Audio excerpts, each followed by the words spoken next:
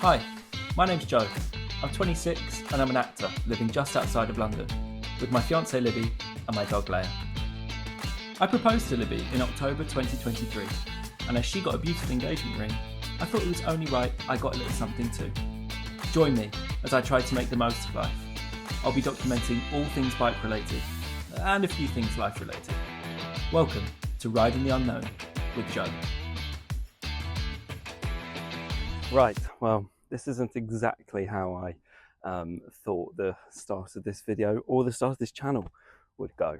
I assumed that I would have my Royal Enfield Interceptor 650 standing here in front of me and we'd talk about it and we'd go on big adventures together. However, that's not the case. A few days ago, last week even, I was involved in a motorcycle crash with a car. A car hit me. I'm okay. I'm a bit banged up and bruised and a bit sore. I went out to a friend's birthday and I was explaining to them how I wanted to start this channel. I've been working on different things in the background for a while, and then the crash, I thought it set it all back. I thought the bike's going to be away for a long time. It's going to set it all back. What do I do? And someone said to me, this is the perfect excuse to have a go at the channel, to give it a go, to start. So that's what we're doing. This clearly isn't a Royal Enfield Interceptor 650. No, this is a Honda NC 750X. It's an adventure bike. I'll give you a little bike tour at some point. I'll go over it all and I'll do a little video where we compare an adventure style bike to a retro style roadster bike like the Interceptor. But the point of today's video is my brother-in-law is also a rider, so I'm going to ride about 40 minutes over to him in Hitchin. From there we're going to ride another 40 minutes, and then the big part of this video is we're going to Caffeine and Machine. We're going to go there, maybe get some lunch, and I'm going to take you along with me. It's absolutely boiling hot today. It's maybe 30 degrees right now and it's 10 in the morning. So I'm going to pack my stuff up, we're going to get on the bike, we're going to go, and then we'll chat to Josh when we get there.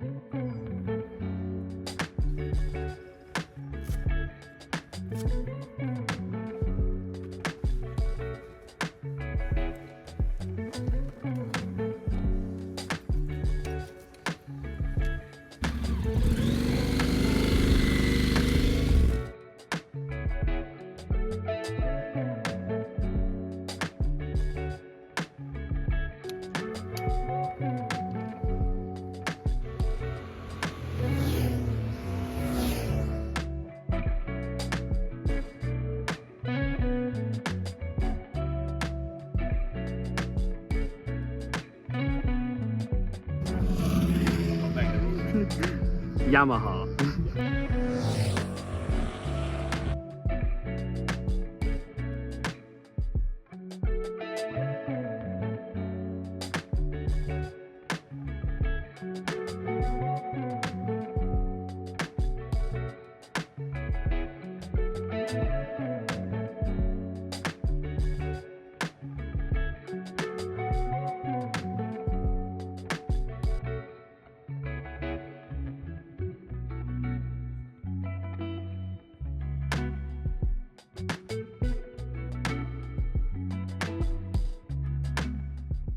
I was saying to Josh earlier that it's such a good idea to pick a destination that wouldn't be desirable unless you make it somewhere that you want to come to.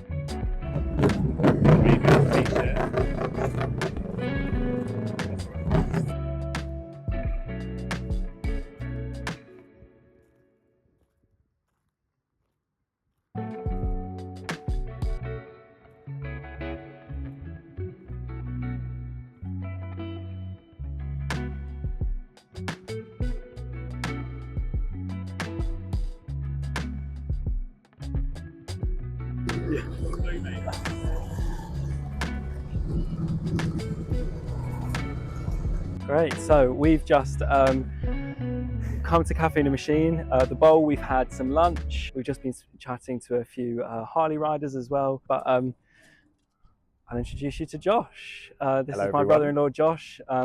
So welcome to the channel. Thank you very Thank much. you for being Thanks here. for having me. Oh, you're welcome. So really, for me, when I started riding, it was mainly because of that day when I'd gone out on the back of this. Yeah. It was my fault. It was your fault. Hands up. I'd ridden a little bit before. I'd obviously used your 125 up and down your mum's lane, and then You got the bug. I got the bug. And I remember coming on the back of that time, and Libby and I went off to Mallorca, and I remember sitting down with my dad and being like, my dad used to ride motorbikes as well, and I said, I'm going to have to do it. I'm going to have to sell my car, and I'm going to have to do it. Something happened in you, and you just did. knew it had to happen. It did. I think that there was something about being on the back of the bike then. It was so free, and I just was like, this is perfect. I want that feeling. When I was a kid, I used to get magazines at the airport or wherever, and the only ones I'd ever go for were the motorbike magazines because they were just so cool, and I'd be looking at the Ducati like Street Monsters and all these things. So, and I kind of lost touch with it a bit, and then I'd been thinking about it a lot. I'd gone to India and ridden some there, and then when this happened, then for me it was like, it's time for me to get one. But for you, what was it that made you suddenly go, I want a bike? Yeah, sure. So, I mean, I grew up in motorsport with four wheels though.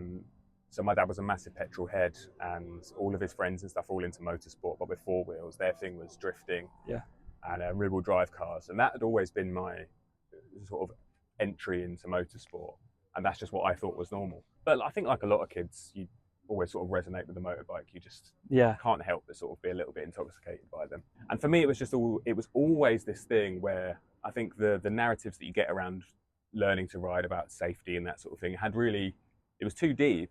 I'd never considered it an actual possibility to just do your lesson and learn to ride a bike. Yeah. I've noticed that all the people that did ride bikes that I knew of at school and stuff like that were like, they'd grown up around bikes and they were doing it off-road since they were sort of, little. And so it was like their world that they understood. And I always felt very separate from that. Yeah. Where it was a friend said they're going to do their license. And it just instantly became a possibility. In that moment, it was like, oh, I'm an adult. Yeah, I can just make your own decisions. Exactly. Yeah, with an adult perspective on it, it was like, well, in the same way that anything that you don't already know, be that like sport or like any activity, like rock climbing or something like that. Yeah. If you don't know how to do it, at some point you've just got to do it. And then all of a sudden, I just thought, well, biking's no different. You'll go to lessons. Yeah. You won't be allowed out on the road if you're no good, and if you don't like it, you can just not do it. Yeah. Why not? So I think literally in that moment when they said they're doing it, that's when it clicks with me, and I went, oh, you can just do it. I'm gonna do it. It's funny. I agree, because it's funny. When I was speaking to my dad about it, I was almost like seeking permission to do it, because he was an ex-rider but never really rode as I was growing up, and I was kind of waiting for him to say, go and get a bike. Yeah. So obviously you did your bike test, you passed. Yeah. Tell us a bit about the bike, why you got this bike. Yeah.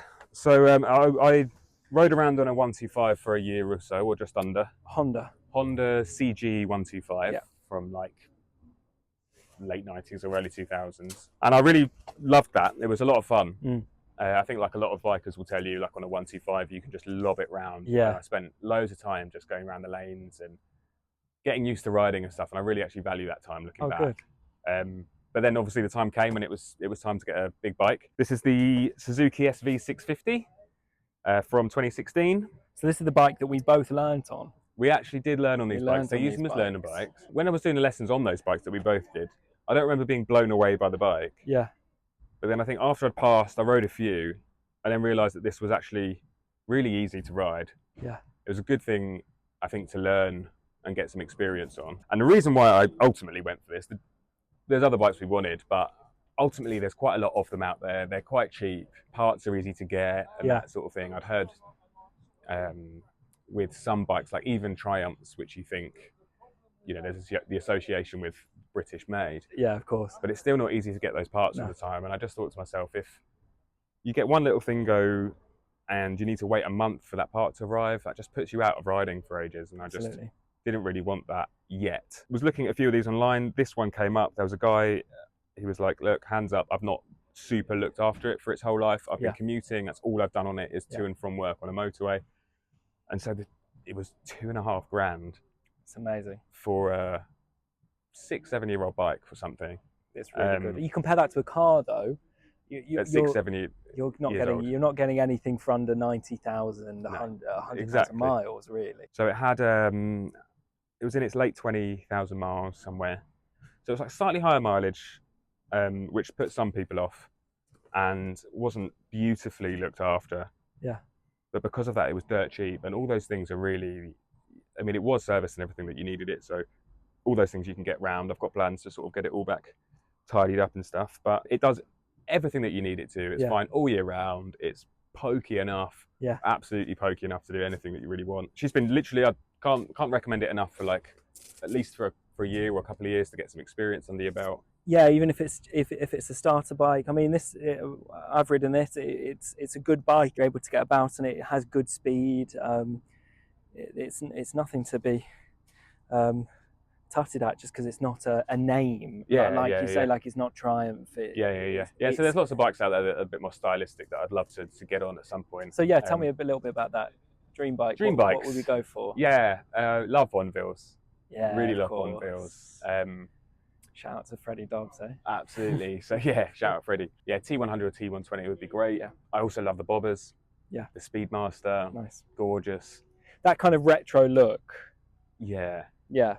We like that. I'm the same. Obviously, I explained earlier in the video that this is the Honda NC 750X adventure bike. Obviously, because I've had my accident, my Royal Enfield is off. But the reason that I got that Royal Enfield at the time, the Interceptor, was because it kind of mixed in this retro roadster style, being a 2021, with something that's slightly modern, and I could do those modifications to it, and it had enough power, but it also had that retro thing. And around here, I mean, riding over to Caffeine and Machine here, we've just gone some crazy back routes. Yes. I mean, this is good for that. It's fine. Yeah. But I feel like it would have been so much nicer on the Interceptor. Yeah. This would be great if we're going on motorways and we're doing a longer trip. We're doing a longer trip, which we'll get to in a second. But the Interceptor, yeah, that kind of, for something like this on a day like today, where we've got the classic cars, the bikes. But we just did the look. 2-3 hours around the lanes. Yeah. It's beautiful English countryside. Yeah, built for stuff like the Interceptor. It is, absolutely. Oh, absolutely. So I guess the final thing for us to talk about is just kind of a sneak preview at what we wanted to do in the summer. So I'm getting married next year to my fiancée Libby, which is my sister, Josh's sister. So Josh and I were going to ride over to the venue in the south of France and meet Libby, who's flying over there, and we're going to go over there on the bikes, have a little road trip. It was going to be really good.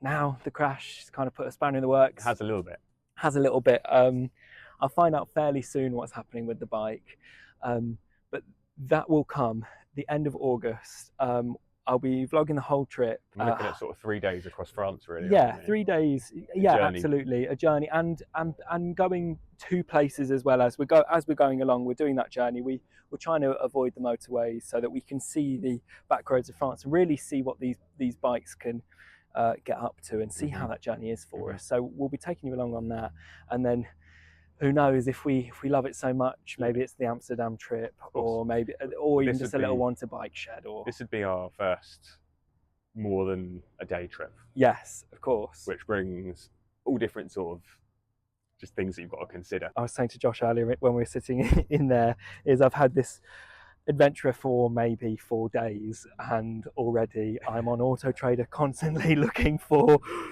bikes that, one, I can't afford, two, I don't need, but there's something about, I don't know, everyone wants a load of bikes. So if there's bikers listening, you'll fully understand that. You just want to chop and change all the time, because of course, the physics, the way they feel, the way they ride, it was all so different. There's so much personality in each different bike. Absolutely. And you kind of just want to try them all. Absolutely. Good. Okay, well, we're going to wrap up here and probably head back down. So thank you for coming along with us. Thank you for Josh for being here, and we'll catch you in the next one. See you in the next one. Thank you very much.